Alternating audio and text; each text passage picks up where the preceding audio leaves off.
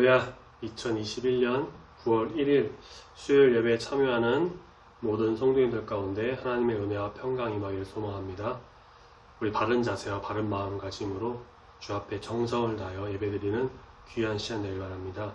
영상으로 드려지는 예배지만 우리 주님께 집중하여 나갈 때 주님께서 우리에게 크신 은혜를 더하여 주실 것입니다.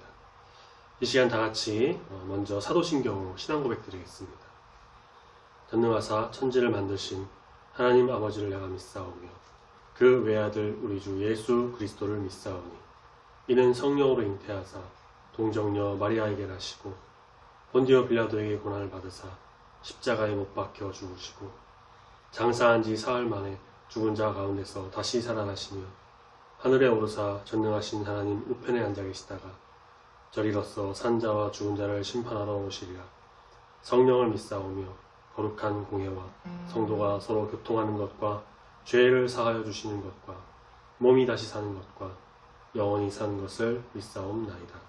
아멘. 이 시간 다같이 찬송가 400장을 같이 찬양하도록 하겠습니다. 찬송가 400장입니다.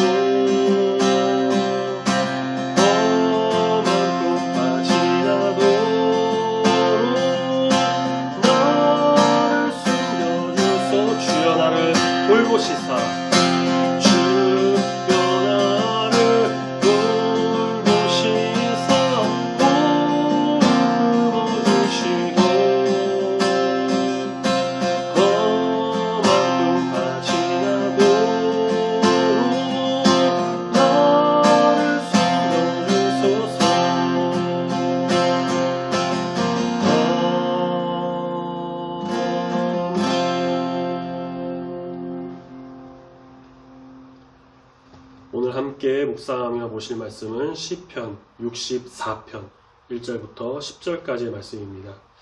우리 영상을 보는 성도님들께서도 시편 말씀 꼭 찾으셔서 함께 읽으시길 바랍니다. 말씀은 영상을 통해서 읽으시고 말씀 읽으신 후에는 이 말씀이, 이 묵상이 우리의 마음을 조명하고 성령께서 우리 가운데 함께 하실 것을 기대하고 소망하면서 잠시 동안 조용히 기도하도록 하겠습니다. 그럼 같이 말씀 읽고 기도하도록 하겠습니다.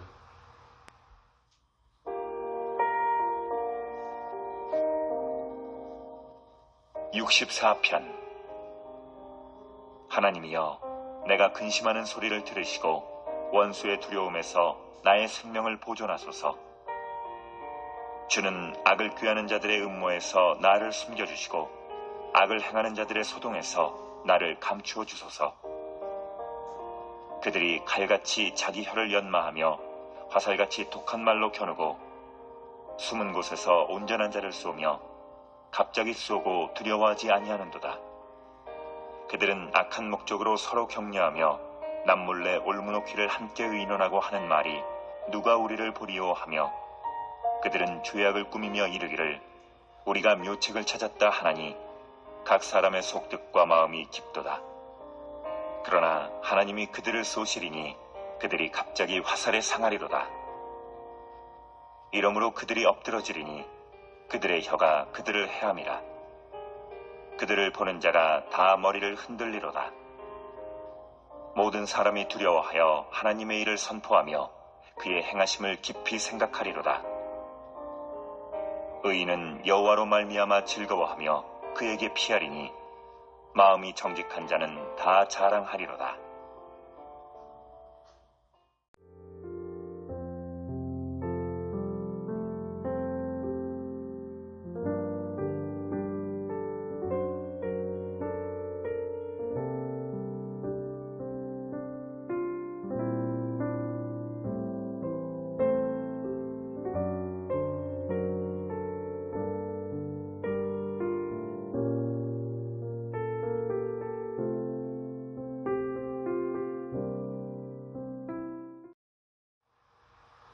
오늘 우리가 읽은 시편 64편을 보면 역시나 다윗의 시라고 하여 이 시의 시인이 다윗인 것을 우리가 알 수가 있습니다. 표제는 인도자를 따라 부르는 노래라고만 하여 역시나 우리가 이 시의 정확한 배경과 상황을 알 수는 없지만 전체적인 내용을 읽어보면 1절부터 6절까지를 전반부라고 했을 때 다윗이 처한 어렵고 힘든 상황, 대적들로 인해서 고통받는 그런 상황을 보여주고 있고요. 그 이후로 7절부터 마지막 10절까지의 후반부는 그렇지만 하나님의 도우심과 인도하심으로 모든 대적을 물리치고 승리하여 믿음으로 나간다는, 성경을 볼 때 이런 표현을 써도 될지 모르겠습니다만 그래도 좀 이해를 돕기 위해 좀 쉬운 표현을 하나 쓰자면, 다른 시편에서도 흔하게 찾아볼 수 있는 좀 뻔한 진행과 뻔한 내용, 뻔한 결말을 갖고 있습니다.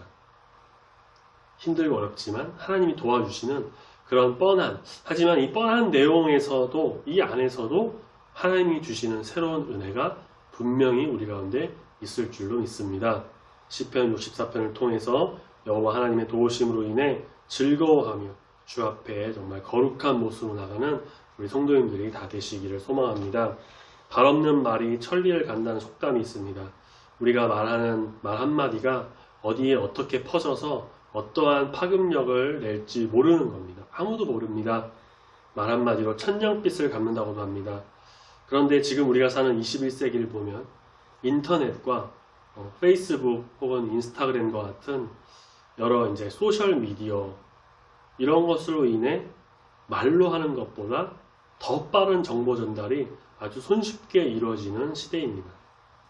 문제는 무엇일까요? 그 정보 속에 정말 진실, 팩트만을 전달하여 유용한 정보와 지식을 제공해 삶이 윤택해지거나 지혜가 쌓이는 그런 것만 있는 것이 아니라 거짓 뉴스와 험담이 들어있는 안 좋은 뉴스, 말도 안 되는 뜬소문들 더 광범위하게 퍼져나가면서 그 말로 사람들, 단체들, 여러 사람들을 정말 힘들고 고통스럽게 한다는 것입니다.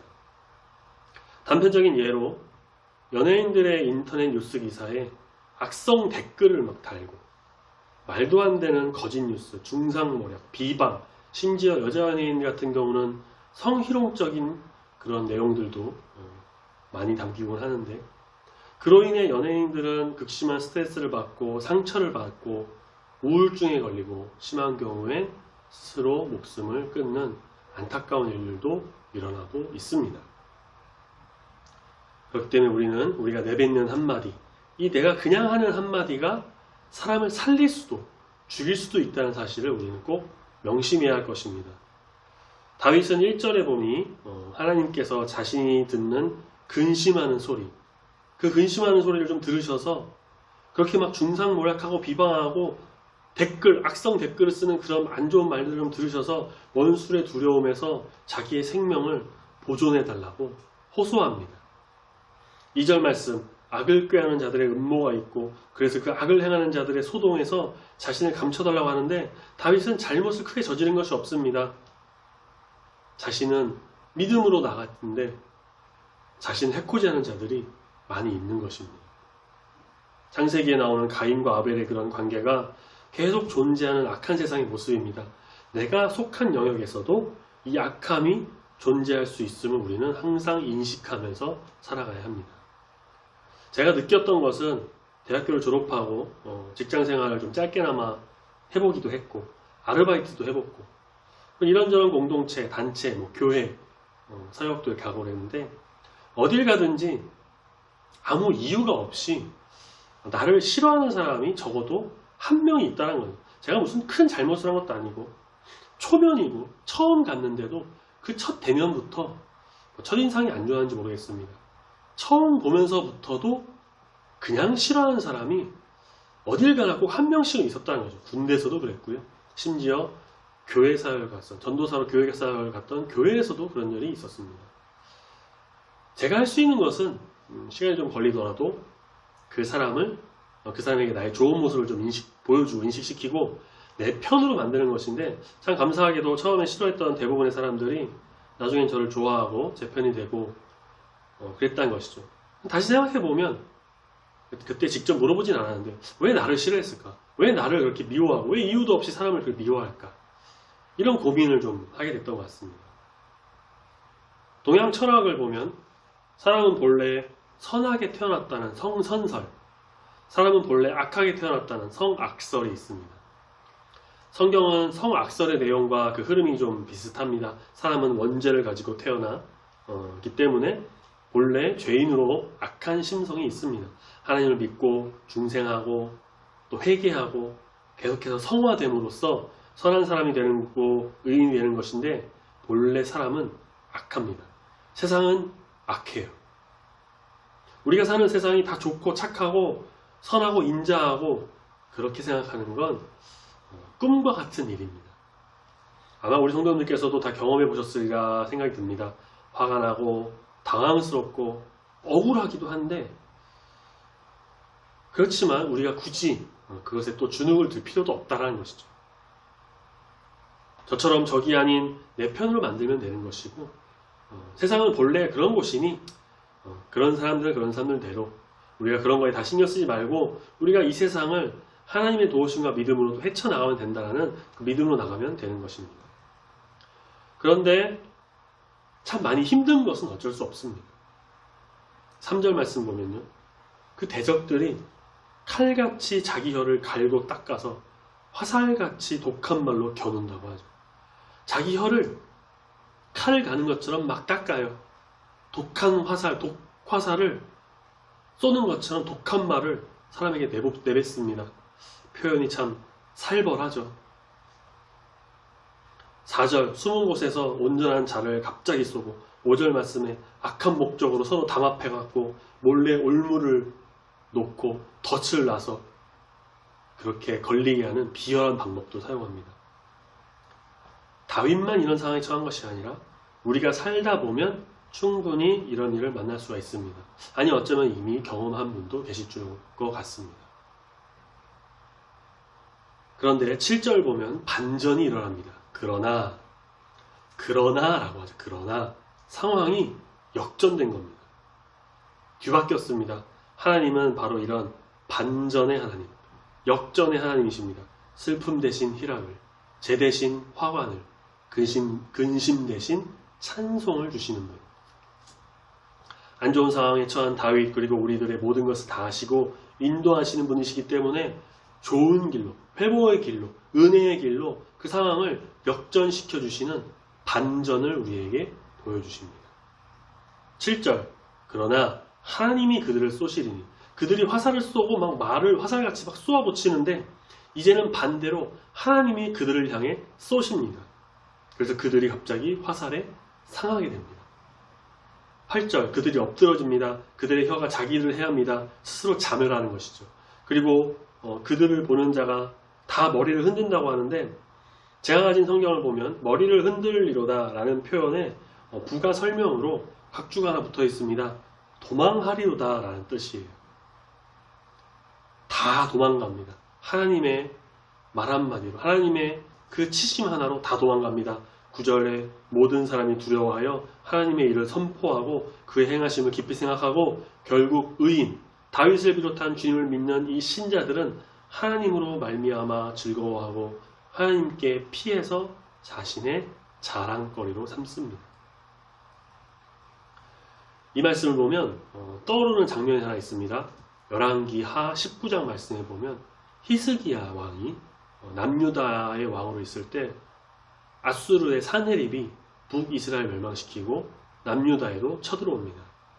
막강한 군대, 잔인한 군대였습니다. 전쟁을 좋아하는 민족이었죠.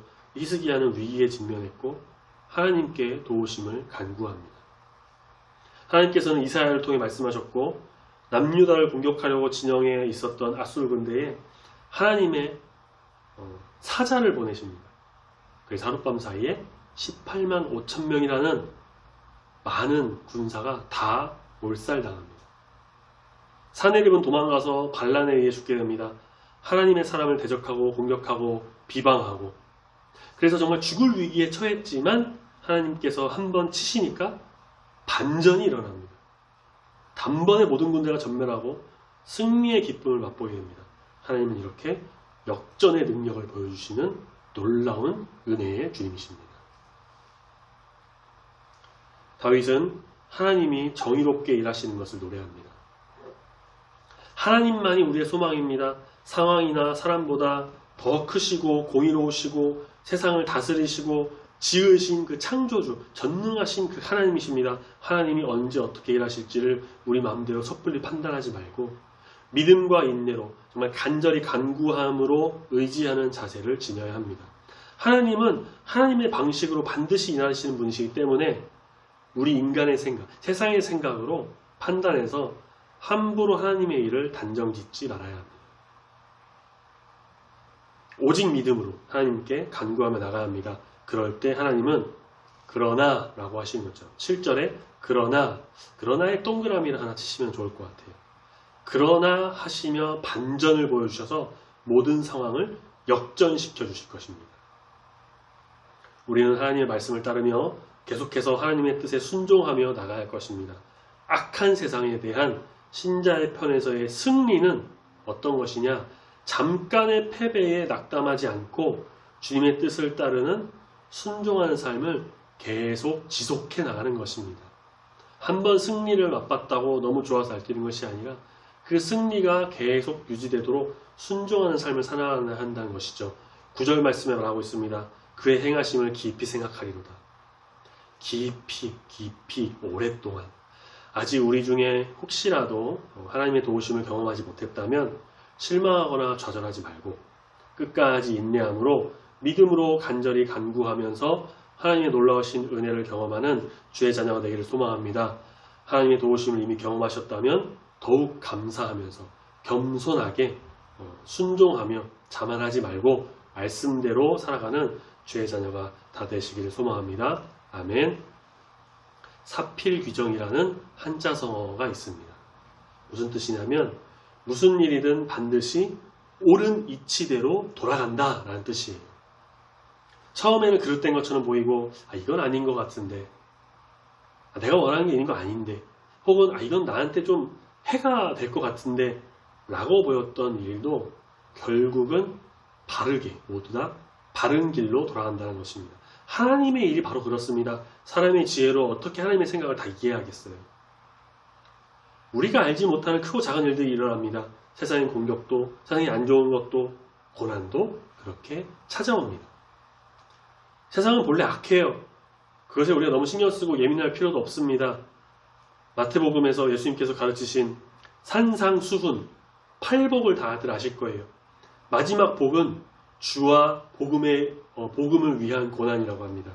처음부터 예수님께서는 그 세상의 악함과 제자의 삶의 본질을 가르치신 것입니다. 우리는 이 가르침을 기억하면서 세상이 악하다고 기죽지도 말고 스트레스 받지도 말고 세상이 교회를 욕하고 막 넘어뜨린다고 해도 계속 상처받지 말고 그 소리에 막 신경 쓰는 것보다 하나님의 일하심을 기대하고 우리 주님의 뜻을 온전히 따르면서 주님 음성 듣기를 더욱더 사모하는 우리 모두가 되어야 할 것입니다. 시편 64편의 말씀을 우리가 좀 더 깊이 묵상하면서 주님 앞으로 나아갈 때에 역전을 시켜주시는, 반전을 일으키시는 그러나의 하나님이 우리에게 인도하셔서 정말 감사와 기쁨이 넘치는 우리의 삶이 되도록 인도해 주실 것입니다. 아멘. 다 같이 기도하겠습니다. 하나님 아버지 감사합니다. 수요일 이 저녁 시간에도 우리와 함께하여 주셔서 예배드리고 찬양하며 기도하며 말씀을 통해 주님 음성을 듣게 하여 주시니 감사합니다. 우리가 사는 세상은 우리를 그냥 놔두지 않고 많은 유혹과 공격과 위협으로 다가올 때가 있습니다. 악한 이 세상은 우리의 마음을 흔들고 연약한 우리는 세상의 위협에서 벗어나기 위해 몸부림치지만 때로는 그것이 마음대로 되지 않아 실족하여 넘어질 때도 있습니다. 주님, 이런 나의 모습을 자책하는 것이 아니라 정말 툴툴 털고 일어나 주님의 인도하심과 승리하심을 간구하며 기도로 이 세상을 압도하며 나가는 믿음의 성도들이 다 되도록 붙잡아 인도하여 주시옵소서. 세상에서 하는 소리, 나를 미워하는 소리, 여러 음성에 다 귀 기울여서 상처받고 고통받는 것이 아니라 우리 마음을 열고 생각을 열어 주의 음성 듣기를 간구하며 항상 기도와 말씀을 무장하여 주님과 동행하는 믿음의 자녀가 되기를 소망합니다. 그래서 어려운 상황, 힘든 상황을 역전시키시는 그 반전의 주인공, 우리 하나님의 크신 역사를 경험하는 우리 모두가 되길 소망하오니 주여 함께하여 주시옵소서. 코로나19로 인하여서 계속해서 어렵고 힘들고 불편한 삶을 살고 있지만 그 가운데 역사하시는 우리 주님의 은혜와 뜻을 깨달아 더 감사함으로 나가는 우리 중국교회 성도가 되기를 소망합니다. 각 가정에 평안과 축복을 더하여 주시고 건강도 지켜주시고 언제나 주님만을 어디서든지 주님의 인도하심만을 바라며 경험하며 주님께 영광 올려드리는 우리 모든 성도 그리고 가정이 다 되도록 붙들어 인도하여 주시옵소서.